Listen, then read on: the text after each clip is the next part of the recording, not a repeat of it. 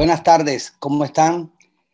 Ha sido una larga jornada, hemos visto excelentes conferencias el día de hoy, hemos aprendido muchas cosas en este 25ª versión de Reumatólogos del Caribe y es un placer estar con ustedes a esta hora para hablar un poco de lo que ha sido este año, un año verdaderamente atípico, pero que tiene muchas cosas interesantes para mostrar. Así que vamos a hablar del año en revisión en los siguientes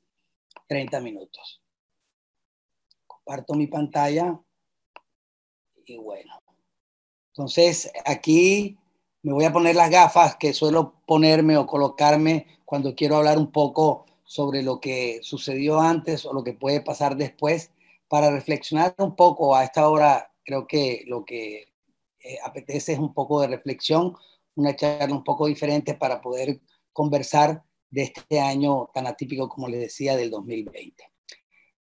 Vamos a hablar un poco de los aspectos positivos de la pandemia. Por supuesto que todos sabemos la cantidad de cosas negativas que han ocurrido durante el año, pero vamos a hablar de la virtualidad como un protagonista transversal de todo lo que ha ocurrido durante el año, cómo ha afectado el desarrollo de los diferentes eventos y qué aprendizajes podemos ir sacando de eso y cuáles serían las conclusiones que podemos sacar de esta experiencia. Ha sido un año para guardar fotos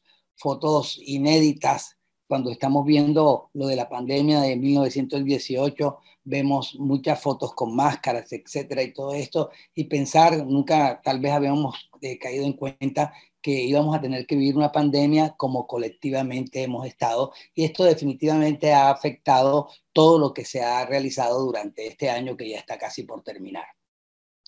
La pandemia ha tenido la característica de ser global. Es un evento que realmente ha afectado en todas partes del mundo y que no hay un solo ser humano, un solo terrícola, por llamarlo de alguna manera como es, que no se haya visto afectado de una manera u otra por esta pandemia, sea en noticias, sea en cerca familias, etcétera, pero todos hemos sido afectados transversalmente por la pandemia. Y eso ha afectado también las cosas que han ocurrido durante el año, como les decía, ha tenido unas consecuencias enormes en mortalidad, en el aislamiento, digamos, social que han presentado las personas, en la salud mental, que cada día se van viendo más las consecuencias de esto, y por supuesto en la economía de los países, que está bastante deprimida en todo el mundo y que esperamos que el próximo año,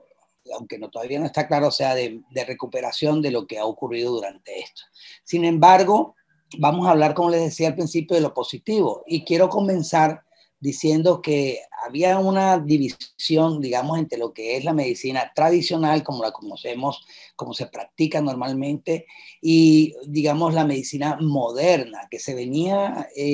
apareciendo en los últimos años, muchos artículos, tendencias y todo, pero que todos decían, esto es algo del futuro, todavía no es del presente y va a estar preparado más adelante. Esas diferencias serían, por ejemplo, en la tradicional, el punto de cuidado es la clínica o el laboratorio. En la medicina moderna, el lugar de cuidado es donde el paciente está. La tradicional está basada en poblaciones, la moderna basada en el individuo. Hay jerarquías en la tradicional, en cambio aquí hay sociedades. En la moderna, los datos los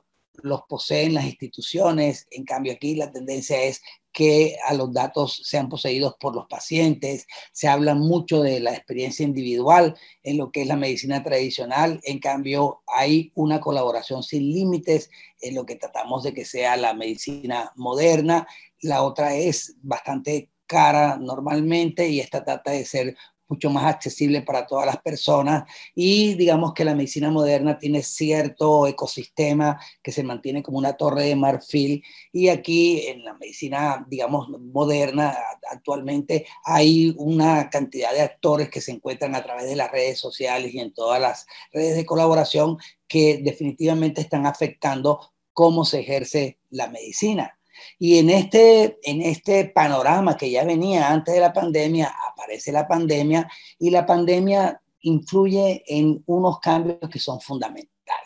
Tres principalmente: la asistencia médica, la educación médica en todas sus áreas y por supuesto lo que llamamos educación médica continua a través de eventos y congresos. Analicemos un poco esta parte de aquí. En la asistencia médica, el protagonista del año sin duda ha sido la telemedicina. Esta es una foto de Picasso en sus etapas tempranos, con el doctor al lado del paciente, la señora, la monja atendiendo, el cuidado tradicional, el contacto con el paciente que conocemos, y nos hemos enfrentado a algo que no es nuevo. La telemedicina tiene más de 40 años con trabajos de investigación y que menciona que es cualquier acto físico realizado sin contacto, acto médico realizado sin contacto físico directo entre el profesional y el paciente. Ya va rompiendo un paradigma y nos hace preguntar si esto es posible hacerlo o no. Pues la realidad es que ha sido posible desde todo punto de vista. En Colombia, como parte de las medidas de emergencia, el gobierno nacional les pidió decretos, pero ese decreto es uno más de muchos que vienen desde el año 2010, 2019, con leyes concretas que han regulado el ejercicio de la telemedicina, han puesto sus categorías y han definido en el país cómo debe ser, y que ahora con la pandemia recibió un impulso fundamental. La telemedicina en Colombia, y espero que en muchas partes del mundo, tiene, digamos, unas categorías ya bien conocidas, como la parte interactiva, no interactiva, lo que se llama teleexperticia, telemonitoreo, pero estamos hablando aquí de las formas de comunicarse con el paciente: sincrónica, cuando estamos en tiempo real con el paciente, y asincrónica a través de mensajes y otras formas de comunicarse con el paciente, y eso está bien definido en los reglamentos del gobierno. Igual los principios orientadores son fundamentales, recordarlos: la libre escogencia de los doctores, la autonomía profesional, la ley de ejercicio médico en Colombia, la responsabilidad y competencia que tenemos cuando ejercemos telemedicina, que es un acto médico como cualquier otra, y por supuesto el consentimiento informado que se requiere para poder hacer el seguimiento de los pacientes a través de esta modalidad, esta herramienta. ¿Qué ha pasado en América Latina? Ustedes ven aquí que se han utilizado muchos medios para comunicarse con los pacientes. Sin embargo, en esos medios, el que más llamó la atención en este trabajo que presentaron en la Liga Panamericana de Asociaciones de Reumatología es que todavía 68% de los doctores manifestaron comunicarse a través de las llamadas telefónicas. Entonces, un medio que está diseñado para comunicarse de otra manera, por video y todo, todavía es un alto porcentaje de pacientes, de personas que tuvieron contacto a través de telellamada. En nuestra experiencia, un tercio. Y fíjense que se requiere para una buena teleconsulta varias cosas. Se requiere un dispositivo de audio y video adecuado, una buena interfaz de usuario, una oficina o un espacio físico que esté acoplado para hacerlo, documentar adecuadamente la intervención. Por supuesto, una velocidad de internet es fundamental, y cumplir los requerimientos legales. Ya les decía que las llamadas telefónicas eran lo más frecuente, pero fíjense en esta diapositiva: el 88% de los médicos latinoamericanos tuvieron contacto con telemedicina durante la pandemia. O sea que después de este evento, digamos, transversal de la pandemia, casi todos nos hemos visto abocados a alguna u otra forma de conectarnos con los pacientes, y hemos tenido que suplir deficiencias, y hemos tenido que ir aprendiendo muchas cosas. Por ejemplo, hay limitaciones en el conocimiento técnico de los equipos a veces, confianza que puede haber tanto del médico como del paciente hacia la técnica, la imposibilidad de realizar una consulta médica completa si no tenemos la forma de hacer un examen físico virtual, y el examen físico virtual tiene limitaciones frente al examen físico en presencia. El proceso de la consulta es totalmente diferente, tiene que haber una preparación previa a la consulta, tenemos que tener ciertos documentos para poderla hacer normalmente, y luego los factores que pueden afectar la relación médico-paciente que hemos estado hablando. La forma de interactuar también puede ser modificada un poco por la pantalla. Sin embargo, esto ha sido algo que hemos logrado sopesar. Yo les decía que en mi experiencia propia hemos tenido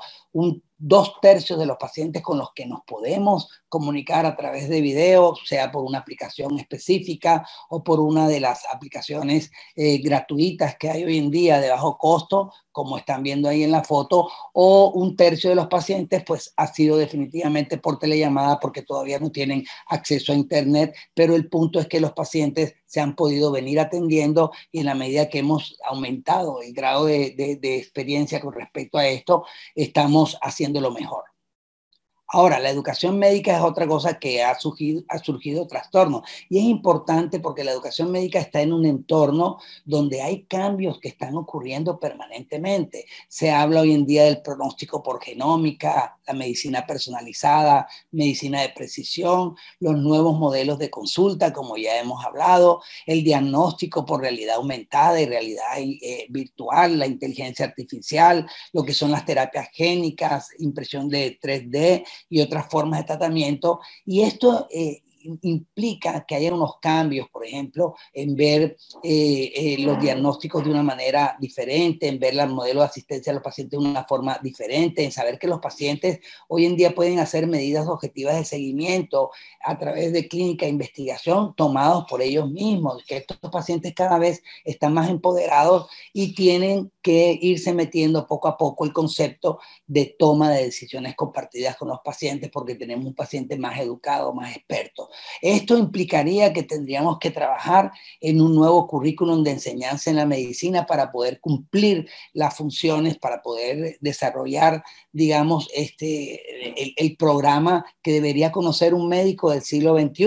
porque todas estas cosas, como les decía, ya existían y se han potencializado a través de la pandemia. La educación médica ha sido una gran ganadora durante la pandemia. Todas formas de educación médica se han visto. Todo lo que era partes de innovar, lo que era las vías de aprendizaje durante todo el tiempo, toda la vida, la educación la educación básica de calidad y también la educación relevante, especializada, han tenido un espacio durante la pandemia y ahora hemos tenido por lo contrario una explosión de webinars, seminarios, etcétera, que realmente ha sido difícil de poder ir al ritmo de todo lo que está ocurriendo. Todos los congresos de las grandes sociedades internacionales, locales, nacionales, etcétera, han ido virtual y todos hemos tenido de una u otra forma la experiencia de un evento virtual en los cuales podemos reflexionar si nos ha ido bien, si nos ha ido mal, si nos ha gustado o no nos ha gustado, pero también una curva de aprendizaje que se ha ido viendo cada vez que surge un nuevo evento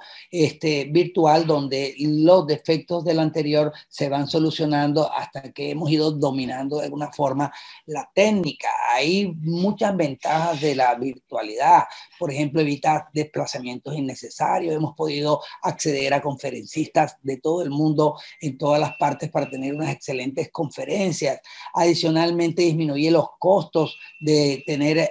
a esos conferencistas en lugar y permite que mucha gente que antes no podía ir a los congresos ahora esté participando, porque no solo es el que está dentro del congreso, sino hay mucha gente fuera que tal vez tenía un interés y nunca lo había podido ver, que puede llegar a eso. Entonces, esto ha sido importante y ha representado una interacción y compromiso global en las diferentes conferencias. Aquí voy a hablar un poco de las de reumatología, que son las que por supuesto nos interesan, pero por ejemplo PANLAR 2020 fue todo un éxito con más de 4.500 participantes de 53 países de todo el mundo, tuvimos conferencistas de todos los continentes, tuvimos sesiones del American College of Rheumatología, de la Liga Europea, tuvimos sesiones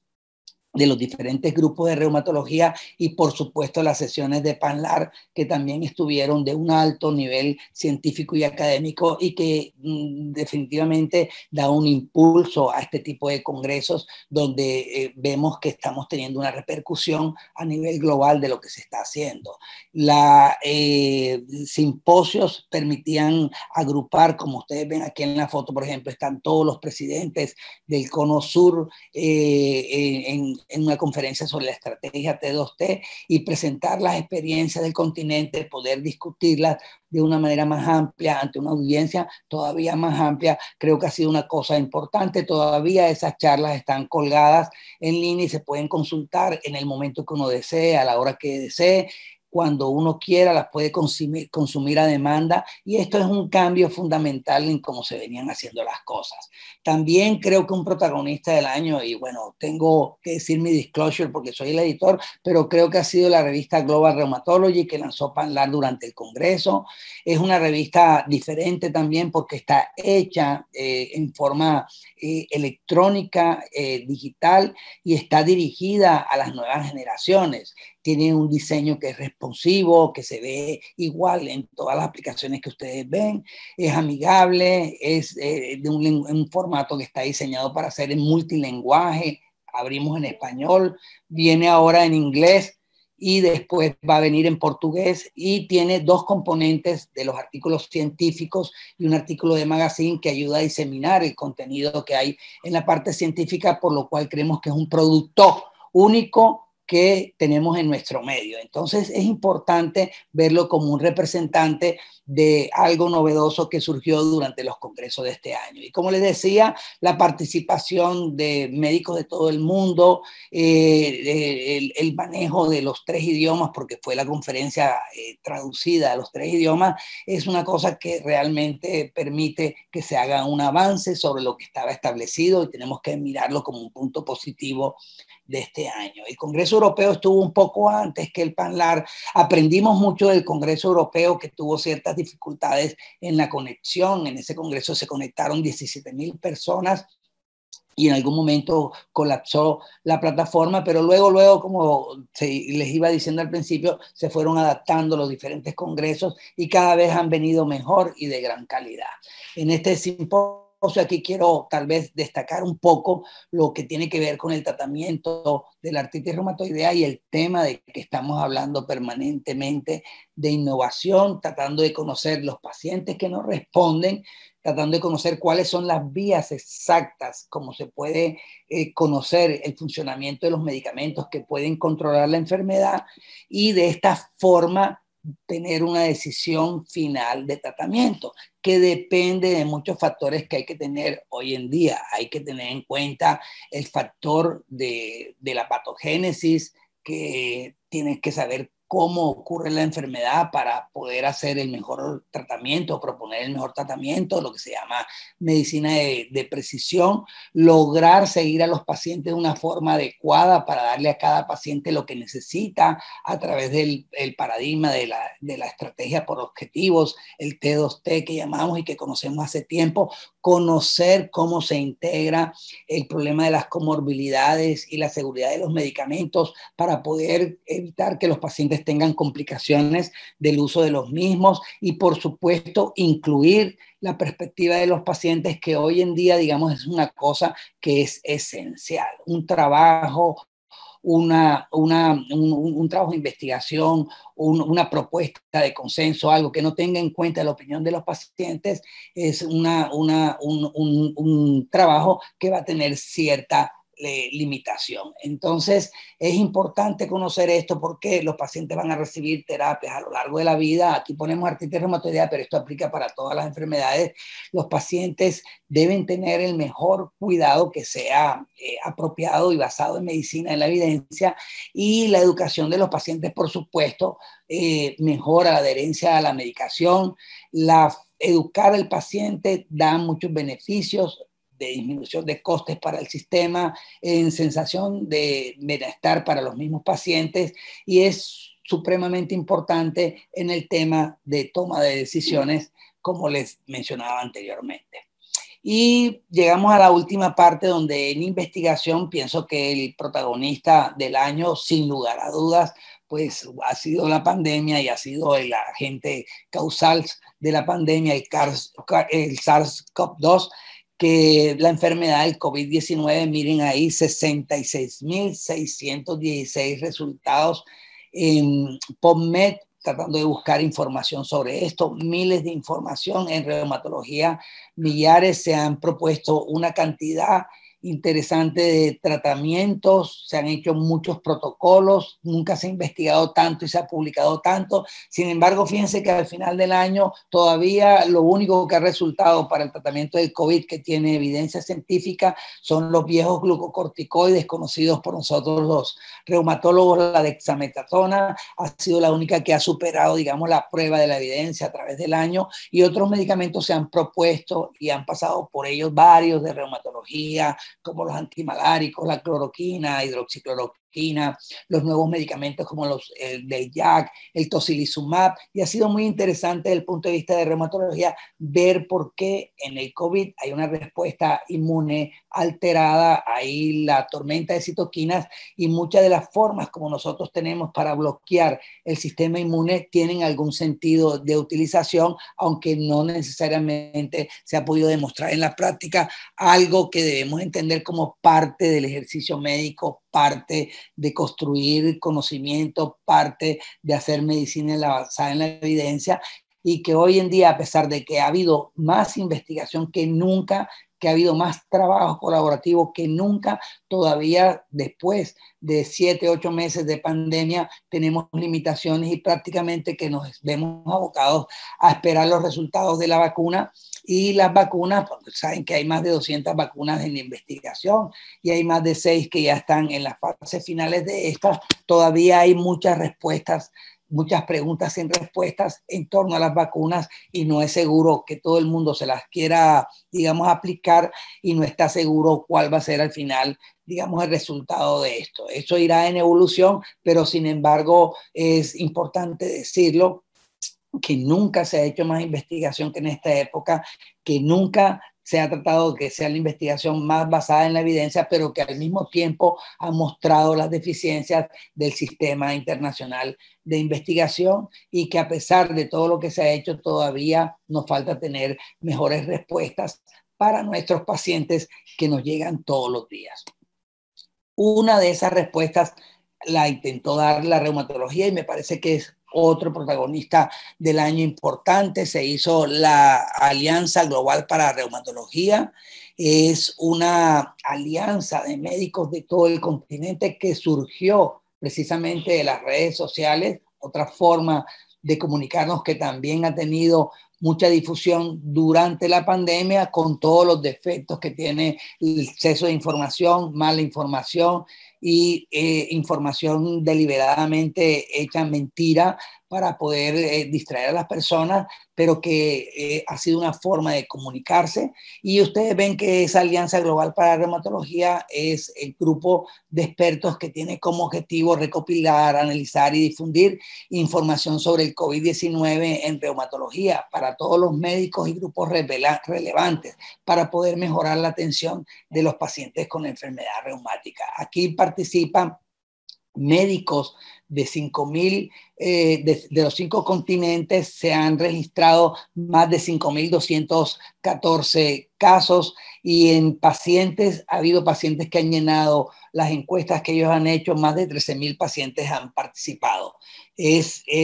Por cierto, nos permite tener una visión global de cómo ha ocurrido el COVID en las enfermedades reumáticas durante la pandemia. Y en Global Rheumatology se publicó por este grupo la parte de las características asociadas con COVID-19 en pacientes con enfermedad reumática en América Latina.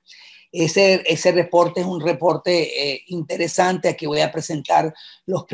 principales resultados. Básicamente, la edad de los pacientes era igual al resto del mundo, y las enfermedades también más o menos eran frecuentes. Teníamos menos frecuencia de enfermedad de artritis psoriásica en los pacientes latinoamericanos en relación con la raza, pues la heterogeneidad que nosotros tenemos en América Latina. Los pacientes europeos y de otros lugares fumaban más que los latinoamericanos, y en comorbilidades no había unas diferencias que fueran significativas. Los pacientes habían tomado diferentes tipos de medicamentos, Acá, por supuesto, en América Latina, menos biológicos, pero cuando se analizan los resultados, digamos, finales, esto es lo importante. Hubo más pacientes latinoamericanos que requirieron un soporte ventilatorio no invasivo o ventilación, y hubo más pacientes latinoamericanos que requirieron también hospitalización. Sin embargo, en el desenlace final, que fue muerte, los pacientes no tuvieron más que el resto de población del mundo. En el estudio global de este grupo se mostró que los que utilizaban más esteroides eran tal vez los que podían tener en algún momento algún tipo de complicación. Los pacientes latinos fueron sorprendentemente bien con el COVID y no han tenido grandes problemas, a pesar de que tienen limitaciones nuestros pacientes por la pobreza y el acceso a la atención médica, por el dependencia del número de pruebas realizadas en la tasa de mortalidad, por la menor frecuencia del uso de biológicos en Latinoamérica, por el problema de la dificultad respiratoria que les estaba mencionando, y aunque es un número relativamente pequeño que irá subiendo en la medida que ya pasamos de los 10 millones de casos de todo COVID en el continente y que muchos pacientes latinoamericanos han tenido, pues nos está mostrando una radiografía en tiempo real de lo que ocurre con los pacientes. Entonces, estas bases de datos tomadas en tiempo real, donde participan médicos, participan pacientes y donde hay una unión global, donde tenemos personas de 5 continentes que además se encontraron a través de las redes sociales y diferentes redes informales para trabajar y fueron uniendo este trabajo colaborativo que se extendió al resto del mundo, es un ejemplo en la lucha con esta enfermedad, es un ejemplo en la forma de adquirir datos, es un ejemplo que nos deja la pandemia y la virtualidad de cómo trabajar conjunto, y por eso creo que también es muy importante recalcarlo esto en las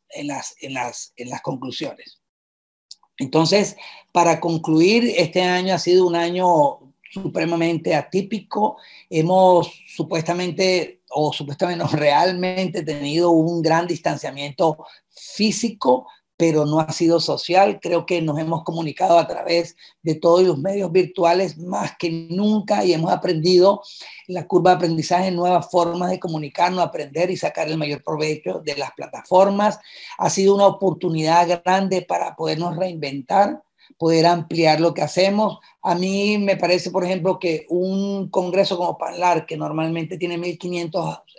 asistentes, llega a 4.500 asistentes. Un congreso que tiene más o menos personas de 30, 35 países del mundo hasta 40 y pasa a 53 países, nos está mostrando la posibilidad de ampliación del mensaje que tenemos a través de la virtualidad y lo importante que es. Si un congreso, en cambio, otro tipo de congresos que los ha habido, sigue teniendo el número exacto de asistentes que tenía cuando lo hacía en forma presencial, pues creo que no ha tenido la oportunidad de reinventarse adecuadamente. Y hemos crecido en investigación, hemos tenido problemas a través de las revistas, la revisión por pares, ha habido retiros de artículos importantes, ha habido mucho deseo de publicar muy rápidamente, los revisores se han exigido y todo, pero al mismo tiempo ha habido más investigación que nunca en la vida, y eso son cosas que después del COVID van a quedar. Y este COVID es una realidad que todavía vamos a tener que lidiar. Ya veremos en la revisión del próximo año cómo pueden ir cambiar las cosas, pero con seguridad, si vemos en sumas y restas, hemos aprendido muchas cosas a través de este año, que ha sido un año